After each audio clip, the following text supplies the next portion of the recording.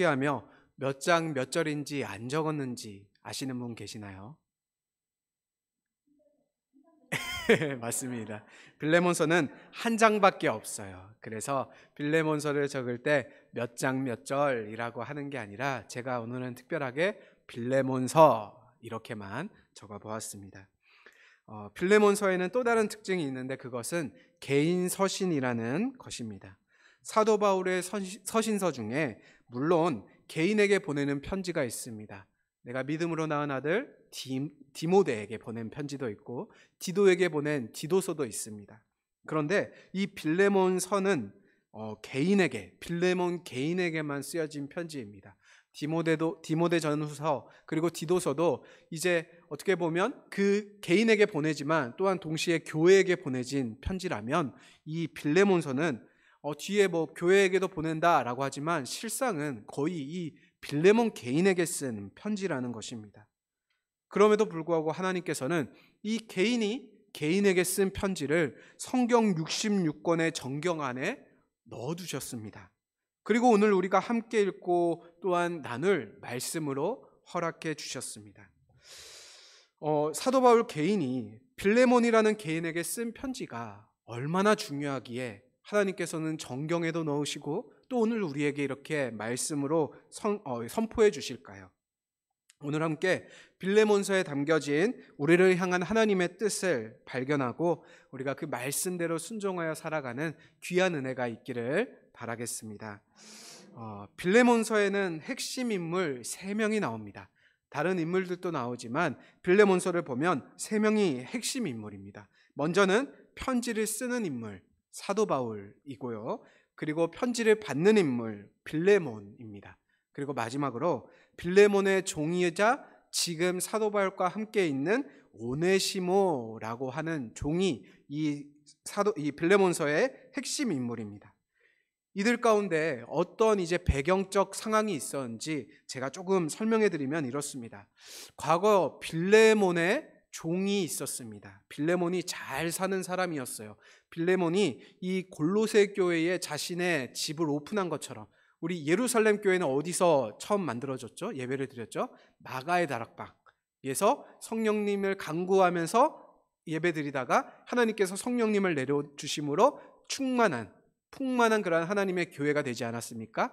120명의 사람이 머물 수 있는 다락방을 가지고 있었던 마가 그의 그 집을 통하여 하나님께서는 교회로 만드셨습니다. 오늘 빌레몬이라는 사람의 집을 통하여 골로새 교회를 만드신 하나님을 우리가 볼 수 있습니다. 이처럼 빌레몬은 참 돈을 많이 가지고 있었던 사람이에요. 그에게 한 명의 종이 있었는데 오네시모라는 사람입니다. 그런데 이 오네시모라는 사람이 참 악하게도요 주인의 돈을 훔쳐가지고 도망을 칩니다.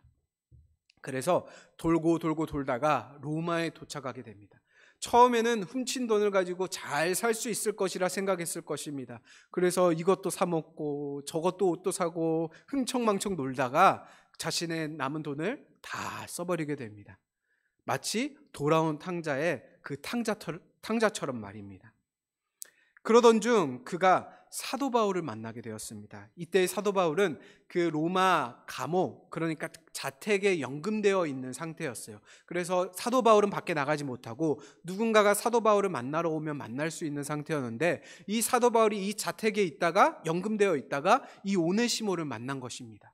그리고 그곳에서 사도 바울이 그를 향해 저의 삶은 비참합니다. 제가 이 돈 가지고 도망치면 행복할 줄 알았는데 제 삶은 이제 아무것도 남지 않았어요. 이제 돈도 없고 저는 어떡하죠? 제 삶은 비참해요 라고 이렇게 말하자 사도 바울이 그에게 복음을 들려주었습니다.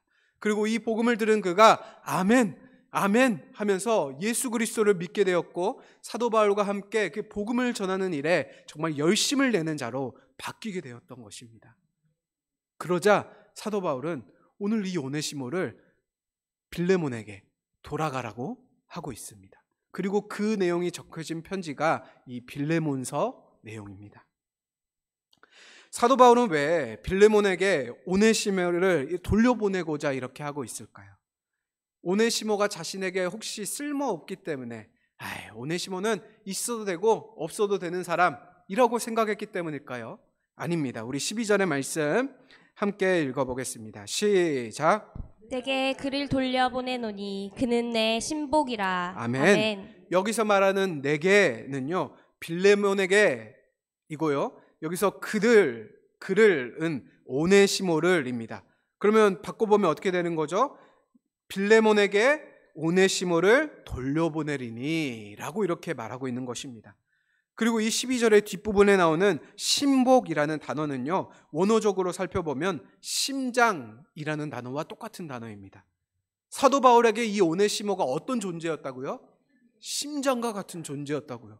절대 쓸모가 없기 때문에 있어도 돼 없어도 돼 그렇기 때문에 돌려보내는 것이 아니었습니다. 우리 11절의 말씀도 함께 한번 읽어볼까요?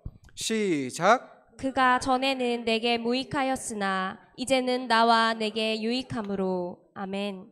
아멘. 그가 전에는 내게 무익하였으나 이제는 나와 내게, 빌레몬에게 유익한 존재다 라고 이렇게 말합니다. 이처럼 오네시모는 사도 바울에게 무익한 자가 아니라 유익한 자였습니다. 지금 사도 바울은 자택연금되어 있는 상태였어요. 밖에 어디 나가지도 못하고 무엇인가 먹고 싶으면 비가 오네, 파전이 먹고 싶네 하면요, 사람을 부탁해야지 그 파전을 먹을 수 있는 상황이었던 것입니다. 누구 한 사람이라도 더 자신의 심부름을 해줄 수 있는 자가 있다면 얼마나 좋겠습니까?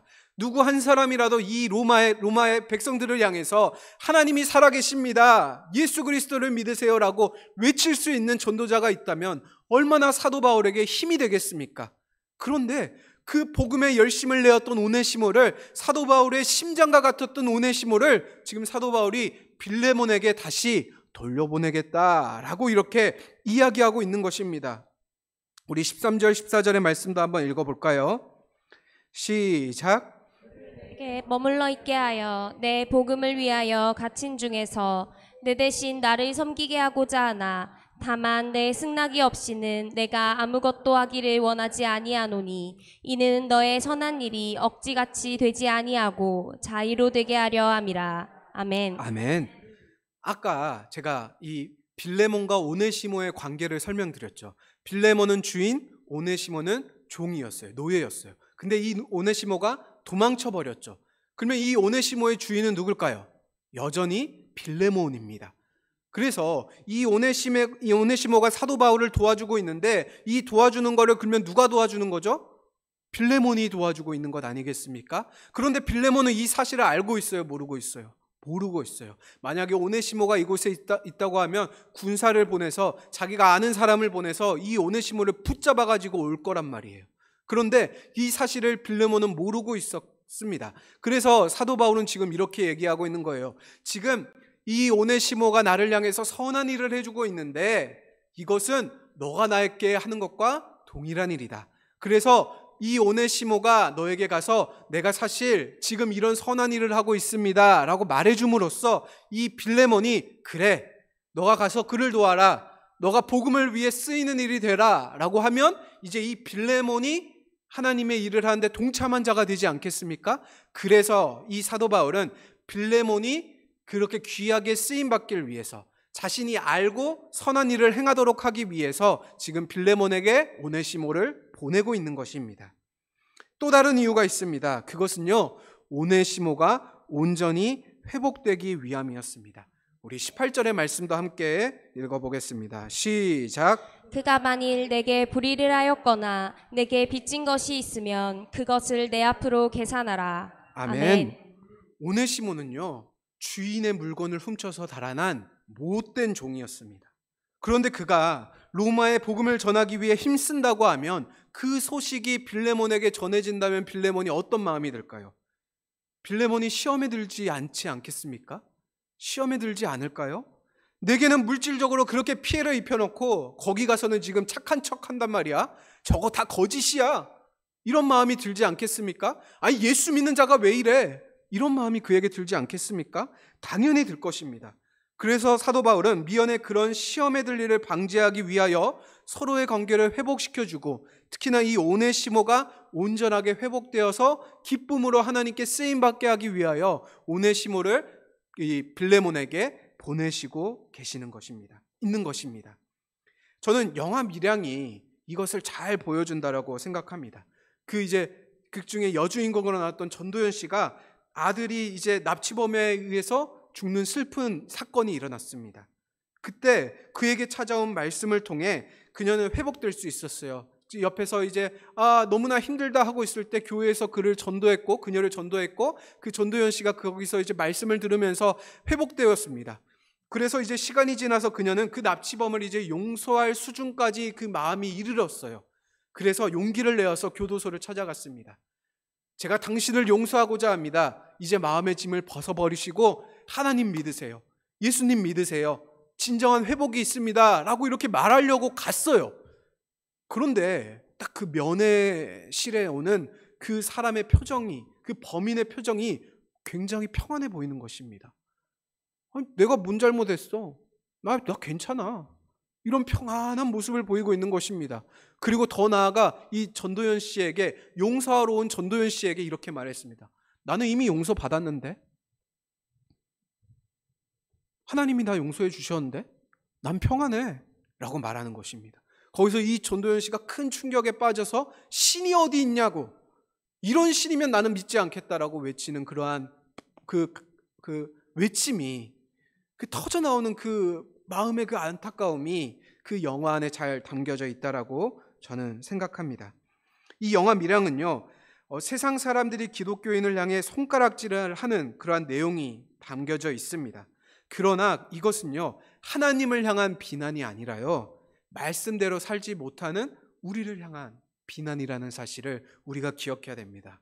왜냐하면 오늘 사도 바울을 보니까 그것에 대하여 정확하게 알고 있었고 어떻게 우리 성도들이 행동해야 되는지를 보여주고 있기 때문이고, 예수 그리스도께서도 그것이 아니라고 우리에게 말씀하여 주셨기 때문입니다.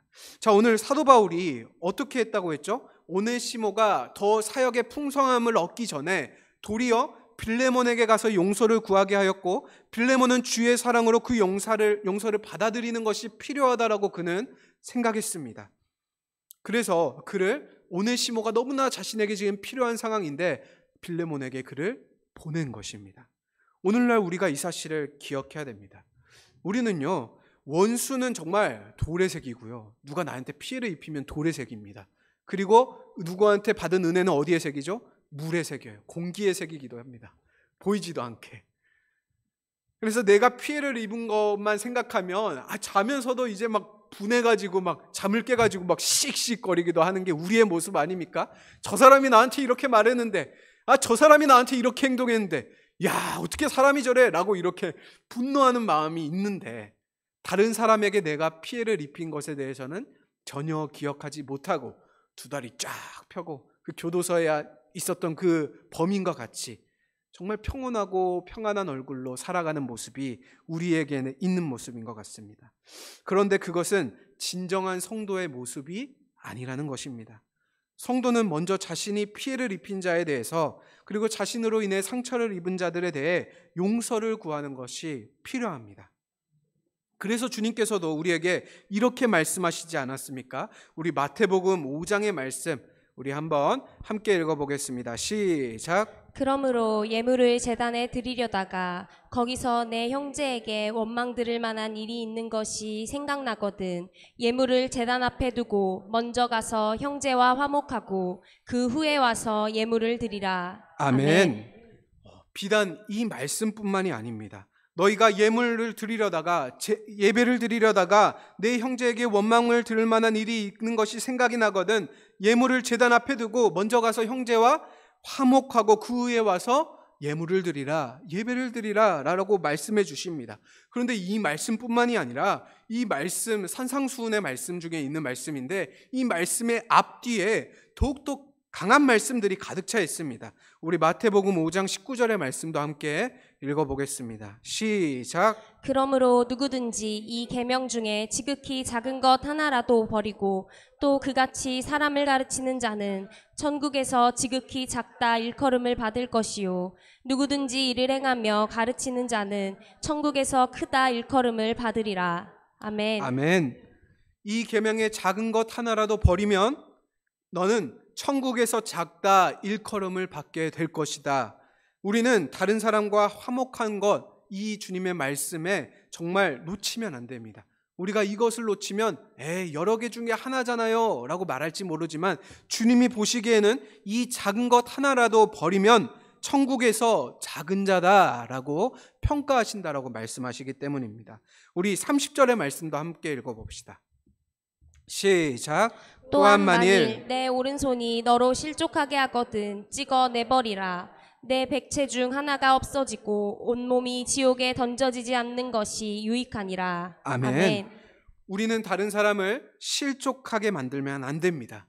예수님께서는 그래서 너가 그 실족하게 만드는 것을 차라리 잘라버려라. 눈을 뽑아버리고 손을 잘라버려라. 그래서 그를 실족하게 하지 않아서 지옥에 가지 않는 것이 너에게 더 유익하다라고 이렇게 말씀하시고 계시는 것입니다. 예수님의 이 산상수훈 말씀은 우리가 이 땅에서 천국을 경험하기 위하여 꼭 지켜야 되는 말씀입니다. 우리가 이 땅에서 천국을 경험하려면요, 이 말씀을 지켜 나갈 때, 이 말씀을 듣고 아멘하고 끝나는 것이 아니라 이 말씀을 지켜 나갈 때 비로소 우리는 천국을 경험할 수 있습니다. 오늘 말씀을 기억하시며 다른 사람과의 관계를 푸는 일에 몸부림을 치는 성도가 되시길 바라겠습니다.